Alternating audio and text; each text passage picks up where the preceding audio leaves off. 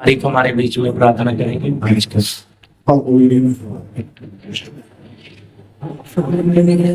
सर्वशक्तिमान खुदावन परमपिता परमेश्वर खुदावन यीशु मसीह धन्यवाद देते सर्वशक्तिमान प्रभु यीशु राजा परमेश्वर आज इस समय के लिए प्रभु खुदावन यीशु मसीह आपने ये सुंदर मौका दिया प्रभु जी। परमेश्वर ये दिन प्रभु और कोई नहीं देख पाए प्रभु जी, कई लोग। परमेश्वर हमें ये मौका मिला है प्रभु, हम आपको धन्यवाद देते पिता परमेश्वर खुदावन पवित्र यीशु मसीह। इस कलीसिया में प्रभु हम आए हैं प्रभु परमेश्वर, आपने प्रभु हमें ठोक ठाक के बिठाया प्रभु जी, धन्यवाद देते परमेश्वर प्रभु यीशु मसीह। परमेश्वर या जो लोग आए प्रभु सभी के हृदय प्रभु तैयार हो प्रभु जी वचन के लिए। परमेश्वर पवित्र यीशु मसीह आपकी आत्मा उन सभी को तैयार करे प्रभु जी। सर्वशक्तिमान परमेश्वर खुदावन धन्यवाद देते प्रभु जी। पवित्र यीशु राजा प्रभु आप सबके बुद्धियों को खोल दे प्रभु जी। पवित्र परमेश्वर जो शैतान इधर प्रभु बांध के रखा है, किसी को भी हर बंधन टूट जाए पिता यीशु राजा। सर्वशक्तिमान प्रभु आपका आत्मा यहाँ प्रभु हर चीज में, वातावरण में प्रभु हर चीज में कंट्रोल करे प्रभु पिता यीशु मसीह। प्रभु खुदावन यीशु राजा आपके दास को भी आपके हाथों में सौंपते पिता परमेश्वर खुदावन यीशु मसीह। आपके दास को प्रभु आप ढाप ले प्रभु जी, आपके लहू में प्रभु कवर कर ले प्रभु। परमेश्वर आप उनके द्वारा बातें करें प्रभु परम पिता परमेश्वर। जो वचन आए प्रभु जी परमेश्वर प्रभु सबके लिए प्रभु भोजन प्रभु वो ठीक तरह से खाकर प्रभु तंदुरुस्त हो जाए प्रभु जी सब। खुदावन यीशु राजा आपके दास को प्रभु परमेश्वर आप अपने अनुसार चलाए प्रभु पवित्र यीशु मसीह। खुदावन यीशु राजा सारी आदर महिमा खुदावन यीशु मसीह आपको देते हैं प्रभु। प्रार्थना यीशु मसीह के नाम से मांगते हैं, आमीन आमीन जी। सबको जय मसीह की स्तुति। और हम वचन में से सीख रहे थे, वे बने रहे। हालेलुया। इसमें काफी बातें हमने सीखी हैं बने रहने के बारे में।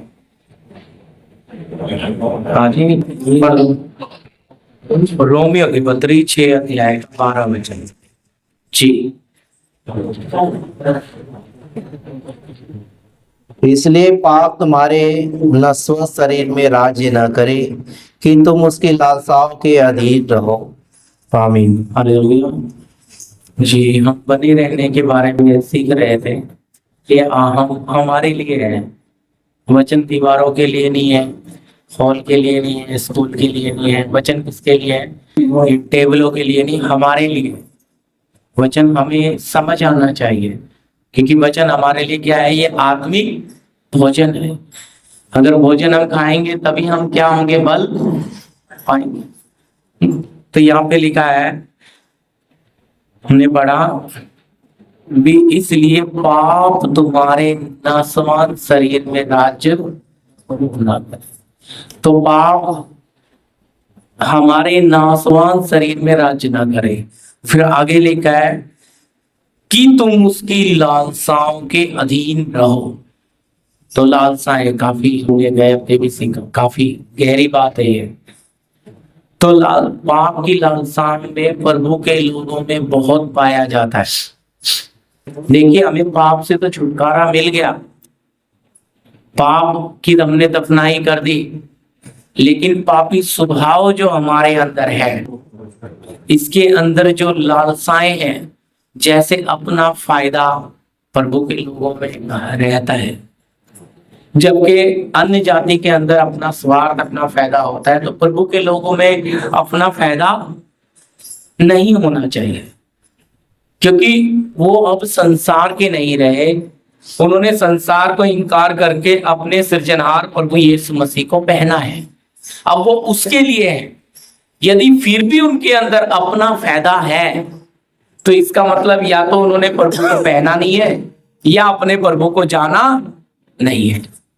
तो अपना फायदा आता है। इसलिए जब फायदा के बारे में आप सोचने लगते हैं तो आपके अंदर लालसाएं बढ़ने लग जाती है। ये लालसा अपना मुंह खोलने लग जाती है और लालसाओं के साथ फिर अभिलाषाएं बढ़ने लग जाती है।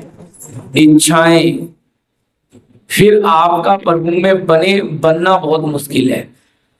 आप प्रभु में बने तो रहना चाहते हैं, प्रभु में बनकर चलना चाहते हैं, प्रभु की मर्जी में चलना चाहते हैं, लेकिन अब जब प्रभु और आपके बीच में ये लालसाएं आ गई, ये मन मर्जी आ गई, अपनी इच्छाएं आ गई, तो बहुत कठिन है। कठिन है फिर इस रास्ते में चलना या इसमें बने रहना। यूहन्ना सुसमाचार गोस्पल 15:2। जो डाली मुझ में है और नहीं फलती उसे वह काट डालता है, और जो फलती है उसे वह छांटता है ताकि और फले। हालेलुया। कितना स्पष्ट है। भी जो डाली मुझ में बनी है उसे क्या करता है प्रभु? छांटता है। देखो, बने हुए को छांटता है और जो नहीं बनी उसे काटता है। तो जो हमारा परमेश्वर हमारे जीवन की कमियों को ठीक करने के लिए, जैसे फल ज्यादा आने के लिए वो किसान पेड़ की छटाई करता है, या बेल की, जो अंगूर लगते हैं, ग्रेप्स, तो इसी प्रकार परमेश्वर जब हमारे जीवन में छटाई लेके आता है, हमारे जीवन में उन्नति लेकर आता है, तो हम तो प्रभु में बने हुए, फिर हमारे जीवन में समस्याएं क्यों? हम तो प्रभु के साथ चल रहे हैं, फिर हमारे जीवन में कुड़ क्यों? हम परेशान क्यों? हमारे जीवन में जो जैसा प्रभु, जब आपका बनाने वाला आपके जीवन में आ गया है, आप उसके साथ बनकर चल रहे हो, फिर समस्याएं क्यों? अच्छी तरह समझना, ये समस्याएं आपको मुझे शुद्ध करने के लिए, पवित्र करने के लिए है। जैसे मैंने आपको बताया, पेड़ को माली इसलिए छटाई कर रहा है उसको, ताकि और ज्यादा फल आ जाए। ठीक आपका मेरा परमेश्वर हमें उसकी पहचान में लाने के लिए और पवित्रताई में लेकर जाता है। तो हमें लगता है पवित्रताई में जाना है, लेकिन क्या नहीं करना? अपने जीवन में कोई कष्ट नहीं उठाना, यानी कि मन मर्जी को नहीं छोड़ना। अगर आप मन मर्जी नहीं छोड़ेंगे, अपनी इच्छाएं नहीं छोड़ेंगे, अपनी लालसाओं को नहीं छोड़ेंगे, आप अपनी मर्जी को प्रभु की मर्जी में छुपाना है। ठीक है, आपको कोई चीजों की जरूरत होगी, सामान की जरूरत हो, वस्तु की जरूरत हो, किसी भी चीज की आपको जरूरत हो, लेकिन आपको उस जरूरत अगर है तो आपके पिता को भी तो पता है। उसने क्या बोला है? मैं मांगने से पहले जानता हूं कि तुम्हारी क्या क्या आवश्यकताएं हैं। तो उसे पता है अगर हमारी जरूरत है अपने समय पे आ जाएगी, लेकिन हम उस जरूरत के पीछे नहीं भागना। लेकिन हम तो चाहते हैं नहीं, पहले क्या हो जाए, जरूरत पूरी हो जाए, फिर प्रभु के पीछे चलेंगे। जब हम अपने फायदे की तरफ झुक जाते हैं तो विश्वासी मार्ग से हटकर हम अविश्वास हमारे अंदर आ जाता है। इसका मतलब या तो हमारा परमेश्वर हमें देगा नहीं, इसलिए हमारे अंदर शक आ गया। अब जब हमारे अंदर शक आ गया तो प्रभु तो हट जाएगा, क्योंकि जहां विश्वास है वहां प्रभु है, जहां अविश्वास है वहां प्रभु नहीं है ना। विश्वासी और अविश्वासी का फिर कोई मेल नहीं होगा ना। अगर आप प्रभु के, फिर बने कहाँ रहे? आप प्रभु में बने रहना है तो आपका प्रभु आपके पवित्रताई के मार्ग में लेकर जाएगा। जैसे देखो, परमेश्वर यूसुफ को कैसे लेकर गया। यूसुफ के बारे में हम जानते हैं, सबने पढ़ा है, आप सब पुराने लोगों ने। तो यूसुफ को परमेश्वर ने देखो कितने अद्भुत तरीके से ज्यादा प्यार करता था उसका पिता याकूब, और उसे रंग बिरंगा कपड़ा भी दिया। सारे परिवार की सारी खबर अपने घर की वो अपने बाप को देता था। इससे बड़े भाई सब जलन रखते थे, ईर्ष्या रखते थे, उसे चुगलखोर समझते थे, लेकिन वो सच्चा था। वो उनके गलत कामों के बारे में बता देता। अब जब पिता ने इसे भेजा, जा तेरे भाई गए हैं 2 दिन से, उनके लिए खाना लेके जा, तो वचन में हम देखते हैं यूसुफ गया, और जब उसके भाइयों ने बोला देखो वो आ रहा है, सपने देखने वाला अंदर, तो आओ इसको उठा के क्या करें, इसको मार डालते हैं। ये ढूंढकर पिता की मर्जी पूरी करने के लिए पहुंचा, जब इसको कहाँ डाला, सच्चाई में चल रहे हैं, उठा के कुएं में डाल दिया, सूखे कुएं में। इसलिए अब अंदर से चिल्ला रहा है, बाहर बैठ के उसकी लाई हुई रोटियां खा रहे हैं। तब भी अच्छी तरह समझना, अब जो हमारे जीवन में विश्वास की परख आती है, अब यूसुफ को परखने के लिए कहाँ डाल दिया, सूखे कुएं। अभी ये काफी नहीं है, अभी कुएं से निकाला, फिर कहाँ कर दिया, बेच दो। व्यापारियों के हाथ बेच दिया। भाई कुएं में डाला था, तरस खा के बाद में निकाल लेते, लेकिन अब तो व्यापारियों के हाथ बेच दिया। अब तो पता नहीं अपने पिता को, अपने भाई को कभी देख पाएगा कि नहीं। फूट फूट के रो रहा है, लगभग 17 साल का जवान है, लड़कपन है, और फूट फूट के रो रहा है। क्यों? कि मेरे बाप को भी मैं अब दोबारा देख नहीं पाऊंगा। व्यापारी ले गए, पोतीफोर के घर पे रख दिया, वहां खरीद लिया उसने। वहां पर भी वचन कहता है परमेश्वर उसके साथ है, उसके साथ यहोवा परमेश्वर रहने से उसके सारे काम में आशीष और बरकत। पोतीफोर ने ये सब देखकर उसको अपने घर पे मुखिया बना दिया है। लेकिन जब पोतीफोर की पत्नी को छोड़ दिया था कि बाकी सब तेरे हाथ में, पत्नी मेरी, लेकिन उसकी पत्नी ने उसके साथ गलत करना चाहा, ये परमेश्वर का भय मानने वाला किया कुछ गलत, तब भी वहां से अपना तौलिया अपना छोड़ के कपड़ा भाग गया, इल्जाम लगाया, जेल में चला गया। अब जेल में पड़ा है। देखो मैं आपको ये परमेश्वर का काम करने का तरीका। अब जेल में पड़ा है कई साल, 2 लोग आ गए, पिलाने वाला और खिलाने वाला। ये दोनों आने के बाद उन्होंने सपने देखे, वो सपने पूरे हो गए। फिर भी अच्छी तरह समझना, परमेश्वर ने यूसुफ को एकदम कसौटी पे लिया, दया नहीं करी उसके ऊपर। जब आपके हमारे जीवन में प्रभु हमें हमारा स्वभाव बदलने के लिए हमें अपने हाथ में लेता है, तो वो हम पर कोई दया नहीं दिखाएगा। हमें लगेगा हमारे साथ गलत हो रहा है। यूसुफ कहता है कि देखो भाई, मैं यहाँ निर्दोष हूँ, जाकर तू राजा को जरूर बता देना। वो पिलानहार भी भूल गया। क्यों? परमेश्वर ने उसे बुला दिया। 2 साल के बाद उसे याद आया। आप समस्या से निकलना भी चाहोगे ना, आपका बनाने वाला आपको समस्या से निकलने नहीं देगा। आपके मित्र, आपके दोस्त, आपके मदद करने वालों को भी दूर कर देगा। आप उस समस्या में परेशान हो जाओगे, दुखी हो जाओगे। क्या उस समस्या में संघर्ष करते हैं? क्या उस समस्या के ऊपर जय पाकर आते हैं? परमेश्वर की आत्मा के द्वारा, परमेश्वर की शक्ति के द्वारा। ये समस्या आपको बनाने के लिए आई है। इसमें आप दूसरे की मदद ना ले, मदद लोगे तो और ज्यादा समस्या आएगी। आप अपने बनाने वाले पर पूरा भरोसा रखें। क्या हुआ? इन सारे कष्टों में जाने से यूसुफ खरा बन गया। अब वो प्रधानमंत्री के योग्य बन गया। इसलिए परमेश्वर की आज्ञा आती है, फिर ना फैरो के पास पहुंचता है, तो सब फैरो बोलता है जाओ उसे निकालो, अच्छा कपड़ा पहनाओ, अधिकार दे दो। ये कैसे हुआ? कितना दर्द या कितनी तकलीफ एक सच्चे इंसान ने उठाई, सिर्फ सच्चाई के साथ। बाप ने बोला दोतान में जाकर तेरे भाइयों को रोटी दे आ। 2 दिन का सफर था। दोतान पहुंचकर वो बताता है वहां पे कोई आदमी, भाई वो तो 2 दिन पहले कहीं दूर चले गए। ढूंढते हुए जंगल में जा रहा है, पता भी नहीं कहाँ है। क्यों? अपने पिता की इच्छा को पूरा करना चाहता है।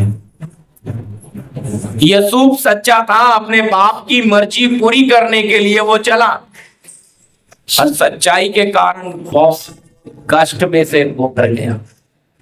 तो आप और हम, अगर परमेश्वर हमें आशीष देना चाहता है तो हमारे जीवन में भी अलग अलग प्रकार की परिस्थितियां तैयार करता है, पर ये परिस्थिति हमें समझ आनी है। हो सकता है कितने साल उस परिस्थिति में रहना पड़े, आपको नहीं पता, लेकिन उस परिस्थिति में भी आप देखेंगे यूसुफ जब जेल में पड़ा है, यूसुफ जब जेल में पड़ा है, वो पिलानहार भी भूल गया, फिर भी यूसुफ आनंद के साथ, वहां पर भी उसको बहुत अच्छी पोस्ट मिल गई, क्योंकि उसकी वफादारी उसके साथ जीवता परमेश्वर है ना। ऐसा ही लिखा है ना, वहां पर भी एकदम राजा बन के रह रहा है। बोलो क्यों? अगर राजाओं का राजा आपके दिल में वास करता है, आप जहां भी चले जाओ आप राजा हैं। चाहे आप गुलामी में हो, चाहे आप दुख में हो, बीमारी में हो, कष्ट में हो, क्लेश में हो, आपके दिल में प्रभु यीशु मसीह क्या करता है? राज्य करना है। पर अगर आपके अंदर प्रभु राज्य नहीं करता, जो पहला वचन हमने पढ़ा, फिर पाप अगर हमारे अंदर राज्य करेगा। पाप कैसे राज्य करता है? क्योंकि जब हम लालसाओं के अधीन चले जाते हैं, हमने पाप से छुटकारा पाया, अब पवित्रताई में, धार्मिकता में जीवन बिताने के लिए, लेकिन वापिस लालसाओं में पड़ गए और पाप में पड़ गए। अब पाप का तो स्वभाव है कि वो राज्य करता है, वो गुलाम बनाता है, तो हमें गुलाम बनाकर हमारे ऊपर शासक करेगा पाप। लेकिन परमेश्वर का वचन, परमेश्वर की आत्मा हमें इस पाप से छुड़ाकर पवित्रताई में लेकर चलना चाहता है, सच्चाई में लेकर चलना चाह रहा है। तो वो हमारे अंदर से पाप के स्वभाव को भी खत्म करने के लिए ऐसा मार्ग परमेश्वर ने तैयार किया है जो सिर्फ पवित्र आत्मा जानती है। इसलिए पवित्र आत्मा जैसे इन लोगों के साथ ऐसा कठोर व्यवहार करते समय इन लोगों को पता था कि परमेश्वर कौन है। परमेश्वर हमारे साथ है। पोतीफर के घर में परमेश्वर, जेल में परमेश्वर उसके साथ है। आपको मैंने नहोमी का उदाहरण कितनी बार बताया। नहोमी जब अपने गांव वापस पहुंचती है, कहती मुझे नहोमी ना कहो, मारा कहो, सर्वशक्तिमान ने मुझे बड़ा दुख क्यों बोल रही है? क्योंकि नहोमी को पता है आशीष वाली जगह को छोड़कर मैं गई। क्यों? आशीष वाली जगह पर कष्ट आ गया। वचन कहता है वहां पे अकाल आ गया, तो उस अकाल के कारण मोआब देश में चली गई। वहां जाके दोनों बेटे और पति की डेथ हो। इसलिए जब वापिस लौट रही है तो क्या बोलती है? क्यों? आज हम भी समस्याएं, कष्ट, समस्याओं के कारण ही तो बाहर जाते हैं। हम अपने प्रभु से अलग क्यों होते हैं? हम अपने परमेश्वर प्रभु यीशु में बने क्यों नहीं रहते? हमारी जरूरतें हमें अलग ले जाती हैं, हमारी इच्छाएं हमें अलग ले जाती है, हमारी मन मर्जी हमें अलग ले जाती है, हमारी अभिलाषाएं हमें अलग कर देती है। क्यों बने नहीं रहते?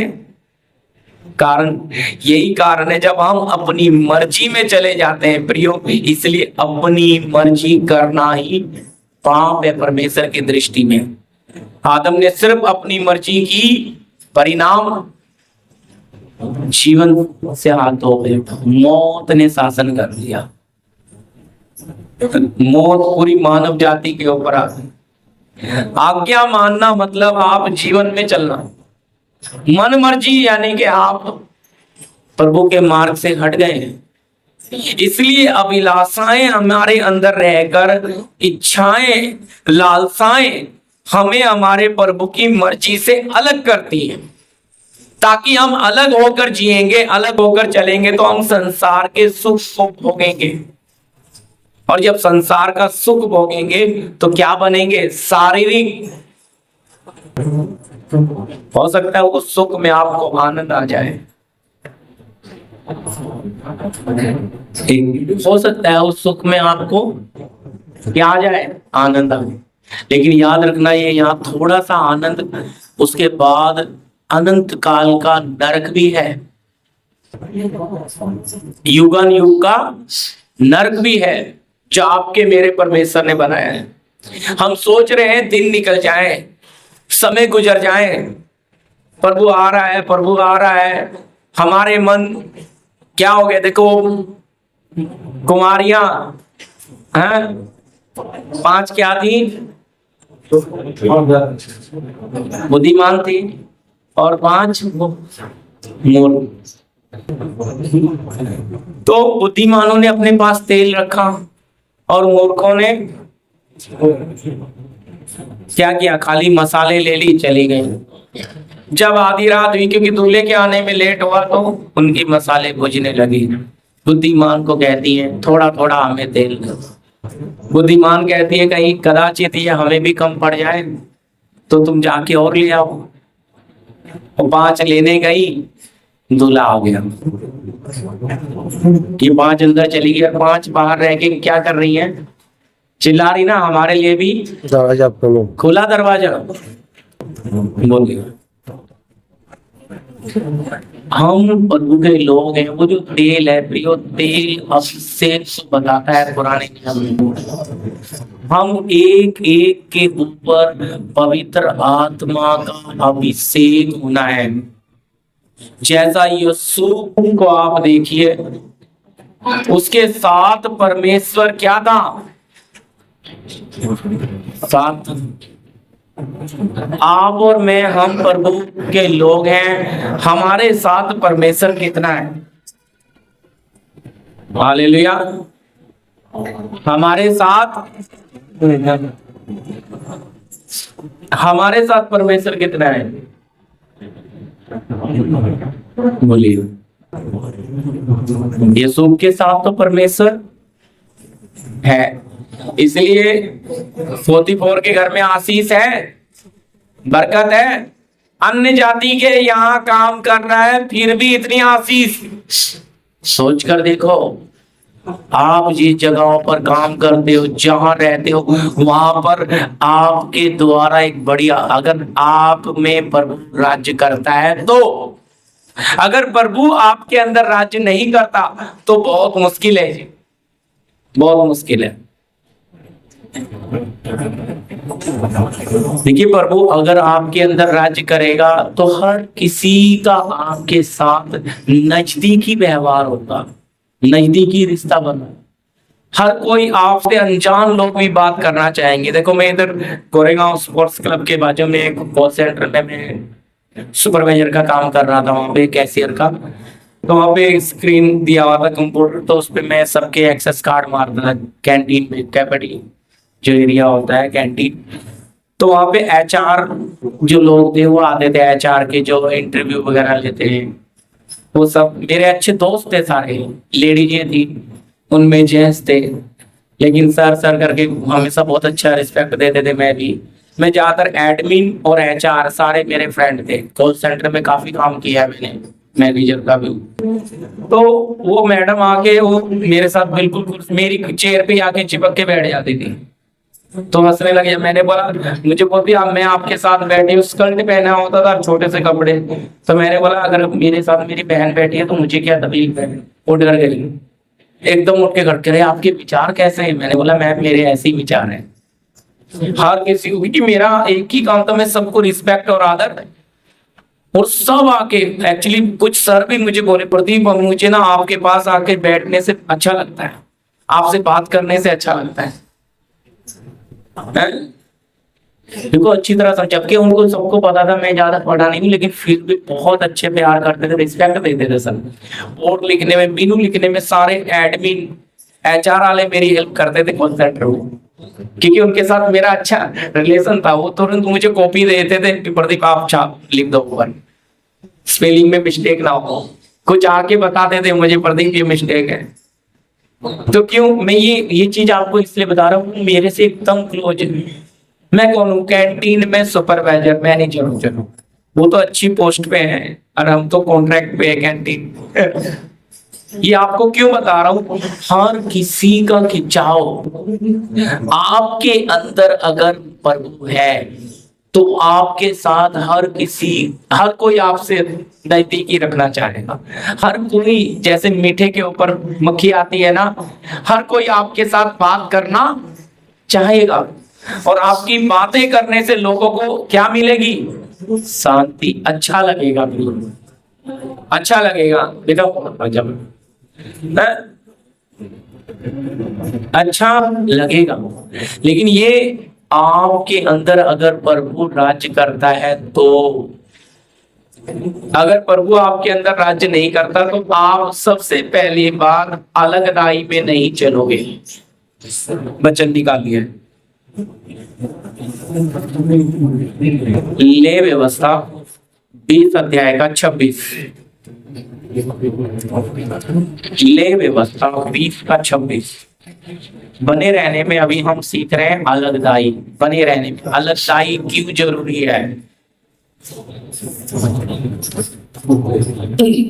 तू मेरे लिए पवित्र बने रहना, जी, क्योंकि मैं यहोवा स्वयं पवित्र हूँ और मैंने तुमको और देशों के लोगों से इसलिए अलग किया है कि तुम निरंतर मेरे ही बने रहो। लिखो तो यहाँ लिखा है और देश के लोगों से इसलिए अलग किया है कि तुम निरंतर मेरे ही बने रहो। हालेलुया। अलग किया है, हर समय किसके बने रहना है? परमेश्वर के। तो अलग, अगर हमें प्रभु ने अलग, मतलब देशों के लोगों से, राज्यों के लोगों से अलग किया, तो हम उनके साथ अगर मिलना चाहते हैं तो फिर हमारे अंदर क्या है? देखो उसके लिए एक और वचन पढ़ लीजिए, 2 कुरिन्थी 6 का 14 से 18 तक। ये अलग दाई में देखो साफ नहीं ये वचन। जी, अविश्वासियों के साथ आसमान में न जुतो, क्योंकि धार्मिकता धीरे धीरे और अधर्म का क्या मेलजोल, या ज्योति और अंधकार की क्या संगति, और मसीह का बलियाल के साथ क्या लगाव, या विश्वासी के साथ अविश्वासी का क्या नाता, और मूर्तियों के साथ परमेश्वर के मंदिर का क्या संबंध, क्योंकि हम तो जीवते परमेश्वर के मंदिर हैं, जैसा परमेश्वर ने कहा है, मैं उनमें बसूंगा और उनमें चला फिरा करूंगा और मैं उनका परमेश्वर होऊंगा और वे मेरे लोग होंगे। इसलिए प्रभु कहता है, उनके बीच में से निकलो और अलग रहो और अशुद्ध वस्तुओं को मत छुओ, और मैं तुम्हें ग्रहण करूंगा और मैं तुम्हारा पिता हूँगा और तुम मेरे बेटे और बेटियां होंगे। यह सर्वशक्तिमान प्रभु परमेश्वर का वचन है। आमीन। हालेलुया। क्या लिखा है यहाँ पे? लिखा है, ये हमने कितनी बार ये वचन सीखा है, लेकिन ये अलगदाई की बात है तो हमें जितनी बार में अगर प्रभु हमें ये वचन देगा हमें सीखना है। लिखा है, अंधकार और ज्योति का कोई मेल नहीं, विश्वासी और अविश्वासी का कोई मेल जोल। अगर विश्वासी और अविश्वासी का कोई मेल जोल नहीं है तो मेल जोल का मतलब समझते हैं? हालेलुया। अब हम तो सोचेंगे अविश्वासी से बात भी ना करें। ऐसा नहीं है प्रियो, आप रोशनी हो, वो अंधेरा है। आपको उसके पास जाना है, आपको उसको उसकी किसी भी बात में सहमत नहीं होना, एग्री नहीं होना है किसी भी बात में। क्योंकि उसके विचार, उसका सब कुछ क्या है? संसार है, अंधकार है। आप रोशनी हो। अगर आप अंधेरे की बातों में सहमत हो जाओगे तो आप उसके पाप के हिस्सेदार बन जाओगे। पर आपने अंधेरे में जाना है, आपने अविश्वासी से बात करनी है, प्रेम करना है, उससे नजदीकी। क्यों? कैसे ना कैसे उसके अंदर रोशनी डाली जाए, कैसे ना कैसे उसे अंधकार से निकाला जाए।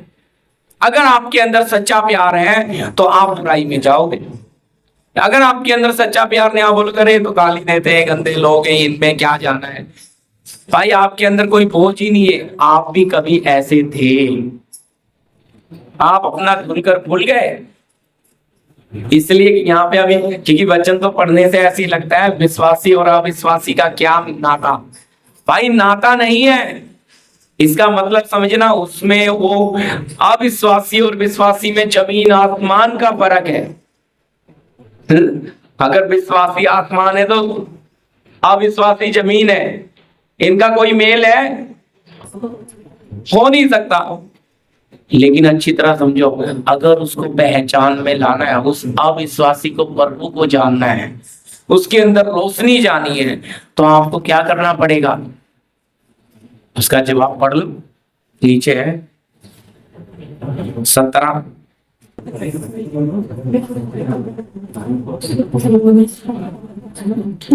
इसलिए प्रभु कहता है जी, उनके बीच में से निकलो उनके बीच में से निकलो और अलग रहो और अलग रहो और अशुद्ध वस्तु को मत छुओ। बस अच्छी तरह समझना क्या बोलता है। उनके बीच में से निकलो और अलग रहो, एक अलगदाई रहनी। अगर आपको आपके परमेश्वर के साथ बने रहना है तो आपको संसार से अलग निकलना पड़ेगा। आप उसके साथ जोड़कर, आप सोचे हम संसार में भी रहें या मन मर्जी में भी जिए और प्रभु को भी माने, हालेलुया, पक्का प्रभु के राज्य में पहुंच जाएंगे। हम अपने आप को धोखा दे रहे हैं और कुछ नहीं। यहां साफ में लिखा है कोई मेल जोल नहीं है, कोई मेल जोल नहीं है। कितनी लंबी गहरी बात को पौलुस ने यहाँ पवित्र आत्मा में लिख के दे दिया। नए नियम में, पुराने नियम में तो हम पढ़ ही रहे ले व्यवस्था में अलग रहो, अलग किया है। वहां क्या लिखा है शब्द? परमेश्वर ने अलग अलग देशों के लोगों से उन्हें अलग किया कि वो नित्य नियंत्रण, नित्य किसके बने रहे? परमेश्वर के बने रहे। अब अलग करने का मतलब क्या है? परमेश्वर के बनने के लिए अलग किया है।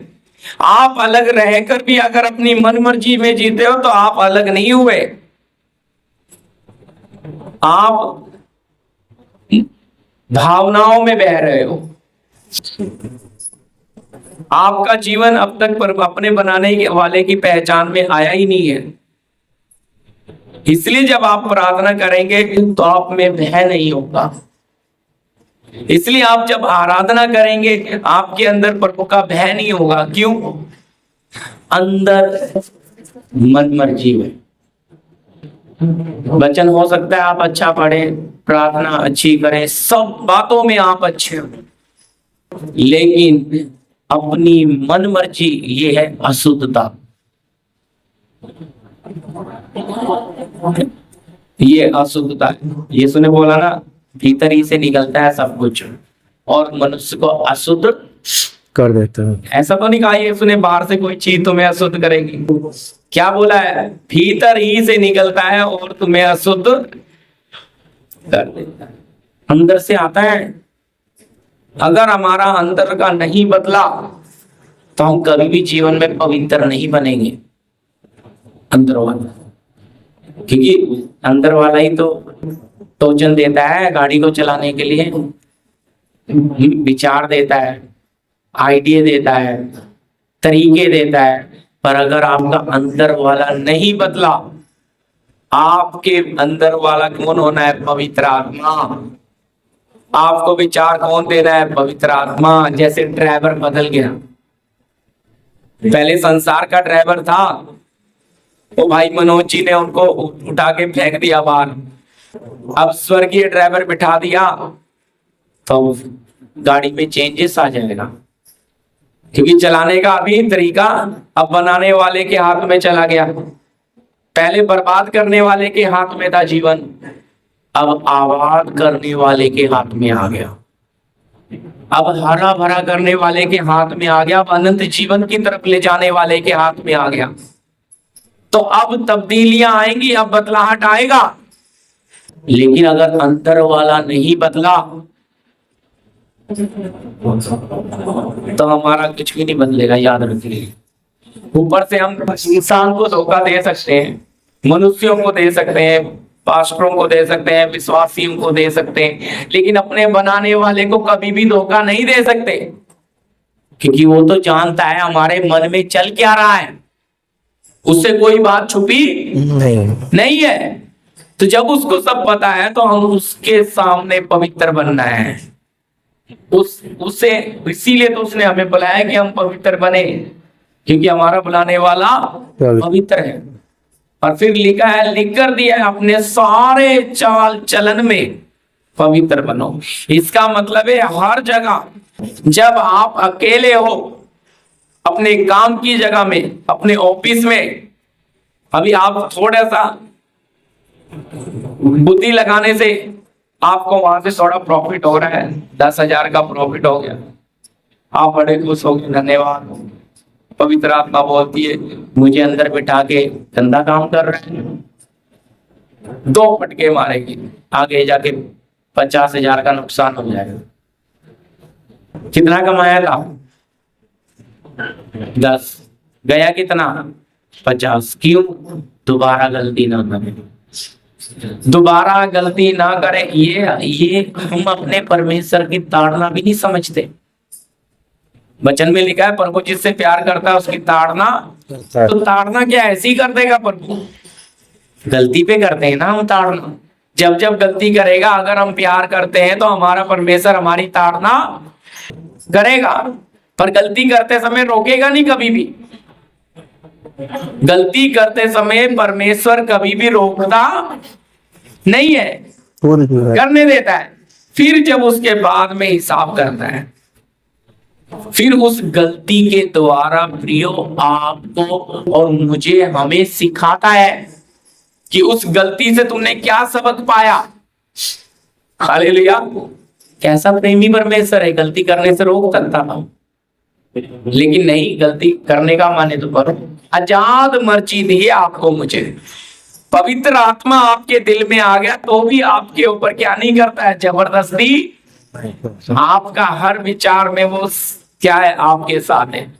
पर अगर आपका विचार आपके बनाने वाले की तरफ है तो वो एग्री है, पर अगर आपका विचार आपकी मन मर्जी का है, आपकी इच्छाओं का है, आपके स्वार्थ का है, वो पवित्र आत्मा आपके साथ कभी भी सहमत होता नहीं है। वो चुप रहता है, कुछ भी नहीं करता, कुछ जवाब भी नहीं देता। आप कितनी भी लंबी प्रार्थना कर ले, उपवास रख के, वो कोई जवाब नहीं देगा, क्योंकि वो गलत रास्ता है। वो गलत रास्ते में आपका साथ देगा ही नहीं, इसलिए कोई जवाब नहीं। अब जवाब नहीं मिलेगा तो चलो जी पास्टर जी को बोलते हैं, उनसे प्रार्थना करा लो, और किसी से वहां से भी कुछ मिल गया, फिर नहीं तो अपनी बुद्धि लगा के चल पड़ेंगे। अभी बाद में जब बड़ा नुकसान होता है तो दुख होता है। क्यों? आपको सत्य की आत्मा चलाने आई है तो वो आपको चलाएगी प्रियो, आप उसको चलाने की कोशिश ना करें। एलियाजर आगे आगे है, रेबिका पीछे पीछे है। हालेलुया। एलियाजर को पता है जाना कहाँ है, रेबिका पीछे पीछे है। सच है, पढ़ा है आप लोगों ने उत्पत्ति। तो पवित्र आत्मा को पता है वो पिता के पास आपको लेके जा रहे हैं। हालेलुया। वो लेके तैयार करने आया है। पवित्र आत्मा हमें यीशु से मिलाता है, हमारा यीशु से मेल कराता है, यीशु हमें लेकर दे देगा बात। हालेलुया। कितना अद्भुत काम किया है परमेश्वर ने, सोचिए क्यों ऐसा किया है? ताकि पवित्र आत्मा इस मनुष्य को मिट्टी के स्वभाव से बदलकर ईश्वरीय स्वभाव में तैयार करे। इसे कहते हैं दुल्हन की तैयारी। आपने अपनी मन मर्जी को कितना जीत लिया, आपने अपने स्वार्थ को कितना हरा दिया, आपने अपनी लालसाओं को कितना छोड़ा। याद रखना, जितना छोड़ा है उतना आत्मा में आशीष पाया। नहीं छोड़ा है तो आपका कुछ बिगड़ा नहीं, कुछ नहीं गया, लेकिन आपको कुछ मिला भी नहीं, क्योंकि आप लालसा इच्छाओं में पड़े रहे। अब प्रभु में बनना था तो ना तो नई डाली आई, ना नया पत्ता है, ना जड़ गई आगे, वहीं पड़े हो। इसका मतलब कुछ क्रिया नहीं हो रही। अगर क्रिया नहीं हो रही है तो खतरा है। आपके जीवन में उतार चढ़ाव आना है, पवित्र आत्मा ने काम करना है। याकूब बोलता है अगर विश्वास कर्म सहित नहीं है तो अपने स्वभाव में मरा हुआ है। कहता है जैसे देह आत्मा के बगैर मरी है, ऐसी विश्वास भी क्रिया के बगैर मरा हुआ है। तो अगर हमारे अंदर विश्वास का काम नहीं हो रहा है तो कहता है बने कहाँ है प्रभु के साथ। क्योंकि आप ये देखिए, दिन के 12 घंटे में आप कितना प्रभु के बारे में रखते हैं अपने मन में, और कितना अपनी बातों में पड़े रहते हो। मैं 24 घंटे नहीं दे रहा, 12 ही दे रहा हूं। आप दिन के 12 घंटे में आपको पता लगेगा बस थोड़ी बहुत बाइबल पढ़ लेते हैं, या थोड़ा बहुत वचन या गाने किसी ने सुने तो सुने, नहीं तो वो भी नहीं। फिर मैंने आपको पढ़ाया निरंतर मेरे ही बने, समझना बात को। हर समय देखो, मैं वचन की तैयारी कर रहा हूं, मुझे फोन आ जाते हैं, मैं फोन पे बात करते करते तैयारी करता रहता हूं। हालेलुया। सोच कर देखो, सबसे बात कर दे, कुछ इमरजेंसी काम आ गया, कहीं जाना पड़ा मुझे, किसी ने बुला लिया, मैं तैयारी करते करते फलानी जगह गया, गोराई कर जाके आया, 1.5 घंटा लगा, पर वचन मेरा चालू अंदर, जबकि मैं स्पेशल वचन के लिए प्रभु के चरणों में बैठा था।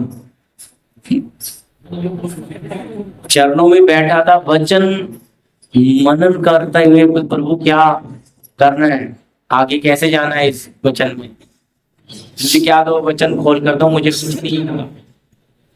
कई घंटे मैं कुछ भी नहीं लिखता हूँ, कई घंटे कुछ भी नहीं। जब प्रभु देगा तभी लिखता हूँ, नहीं तो बैठा हूँ। नहीं, अपनी बुद्धि नहीं लगाता, बुद्धि से तो बहुत कुछ लिख सकता हूँ,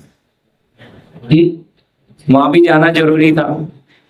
तो मैं आपको ये बात बता रहा हूँ, मैं मेरे प्रभु के साथ लोगों से बातें करता हूँ, अपने प्रभु के साथ जुड़ा रहता हूँ, और मैं कोशिश करता हूँ उनसे कितनी जल्दी फ्री हो जाऊं।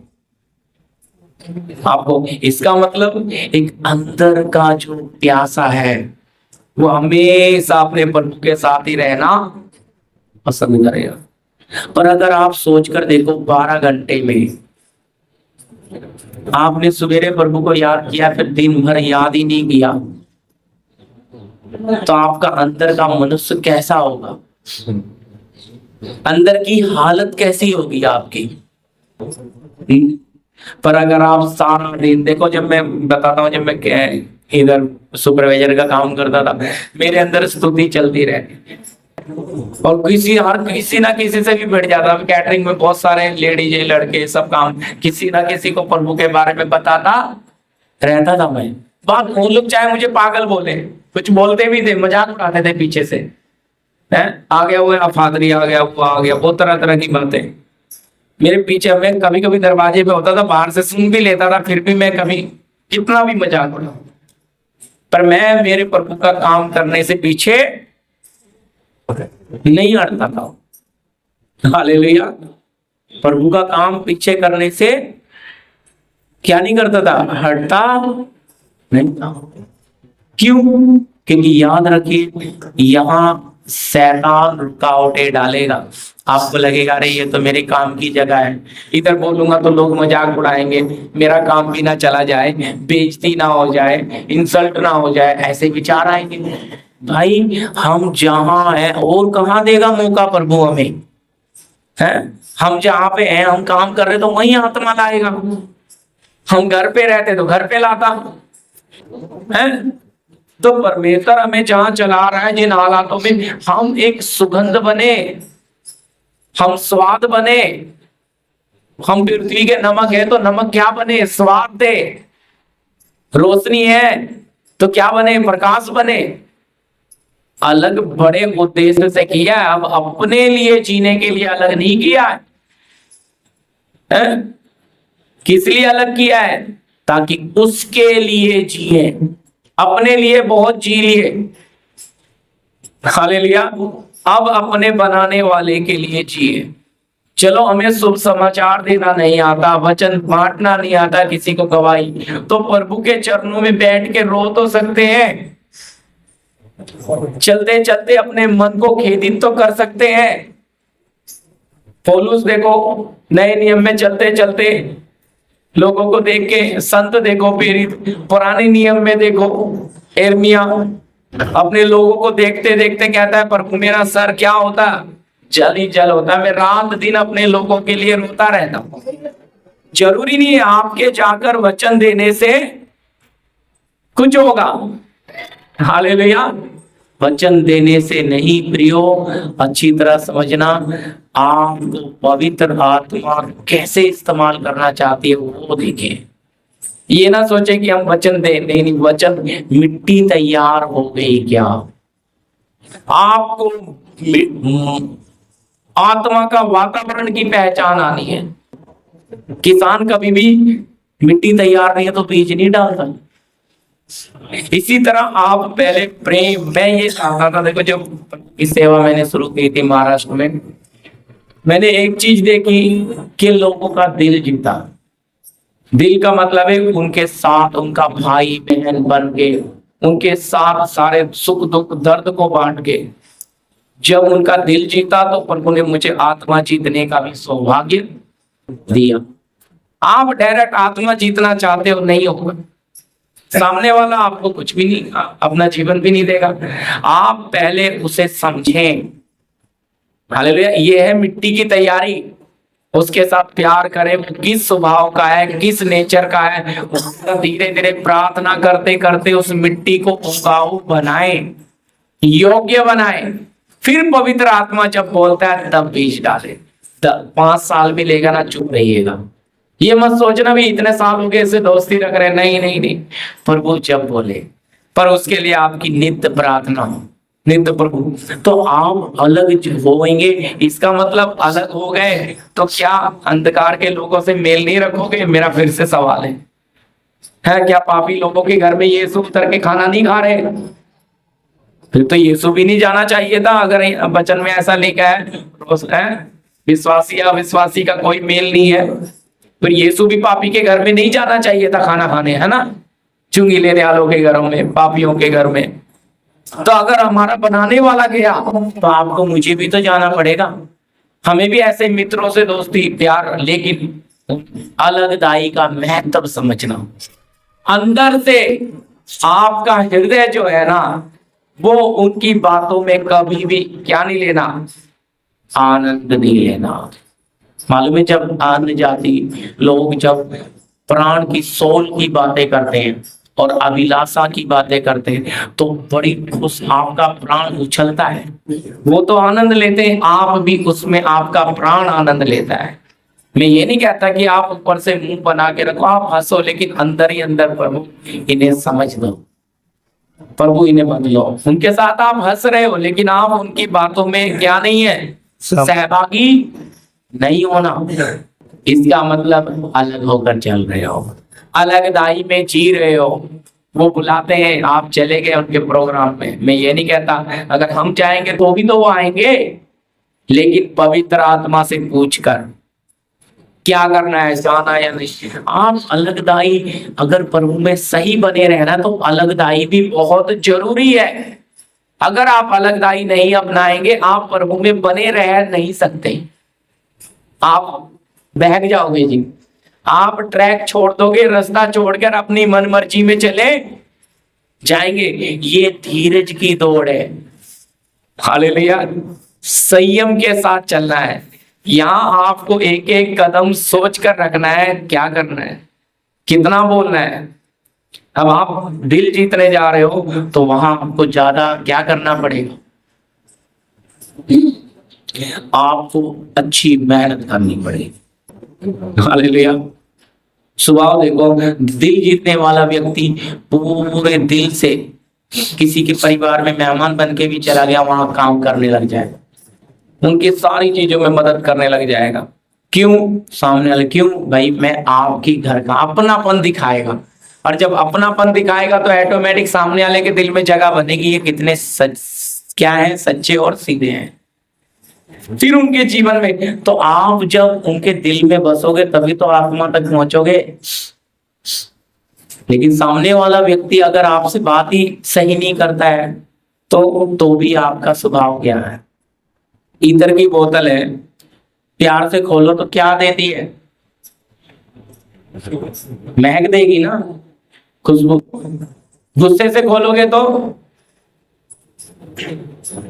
सुमित भैया, गुस्से से खोलेंगे तो बदबू देगी, खुशबू ही देगी, उसका स्वभाव नहीं बदलता। इसी तरह एक मसीह का स्वभाव कभी बदलना नहीं चाहिए, किसी भी हालत में हो। उसे अपने परमेश्वर को देखते हुए, नहीं मैं मेरे प्रभु के लिए सहूंगा। सामने वाले ने अपमान कर दिया, कोई बात नहीं भाई, आप प्रभु के जन हो, इसीलिए तो संसार आपको साथ धोखा करेगा, ठुकराएगा, ठग लेगा आपको, आप बिहार बन के जाओगे। इसलिए कभी भी मदद करें तो ऐसा करें कि वापस पाने की इच्छा ना करें।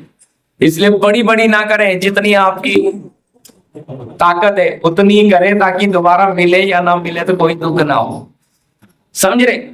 नहीं तो आप बढ़ चढ़ के प्राण के जोश में बड़ी कहीं से उधार उठा के कर दें और बाद में सर दर्द बन जाए, ऐसा ना करें। इसलिए जितना आपका है उतना ही।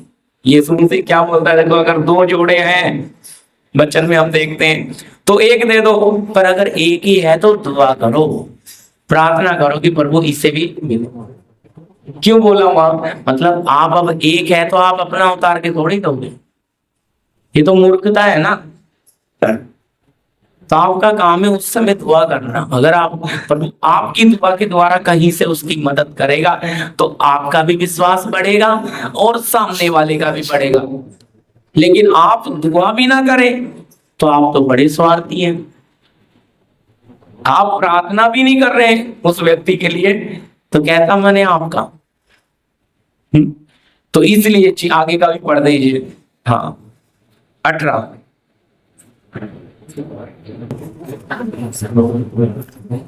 और मैं तुम्हारा पिता हूँगा और तुम मेरे बेटे और बेटियां होंगे जी। यह सर्वशक्तिमान प्रभु परमेश्वर का वचन है। हालेलुया। क्या लिखा है, अगर हम अलग होके निकलेंगे तब वचन में लिखा है प्रभु हमें ग्रहण करेगा। वो पढ़ा नहीं आपने, 17 हो गया था 17 का बीच में आना।